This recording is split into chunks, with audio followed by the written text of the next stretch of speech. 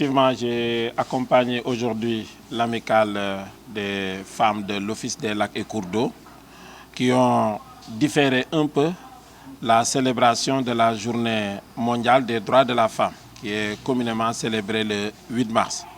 Elles l'ont décalé d'une journée pour pouvoir mettre en œuvre les actions sociales qu'elles comptent faire chaque année pour célébrer cette journée. Comme vous le savez, l'année dernière, elles étaient déjà à la prison de Saint-Louis. Cette année-ci, elles ont choisi de soutenir 3 structures. D'abord, l'école Bolidiao, particulièrement la classe des déficients visuels. Ils ont offert quelques fournitures à cette classe, à ces élèves, de même que des denrées alimentaires et des habits aussi. Elles ont aussi soutenu, elles sont passées pour la seconde étape à l'école Boubacar Diop, qui est une école de jeunes filles qui se trouve à Saint-Louis. Là aussi, elles ont offert quelques fournitures scolaires et on a terminé à l'ASBEF.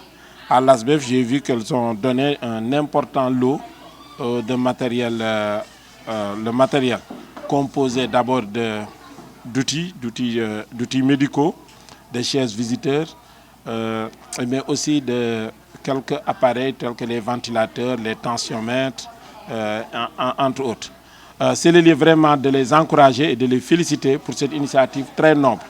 Parce que c'est bon de célébrer la femme, mais c'est toujours bon aussi de lier l'utile à l'agréable.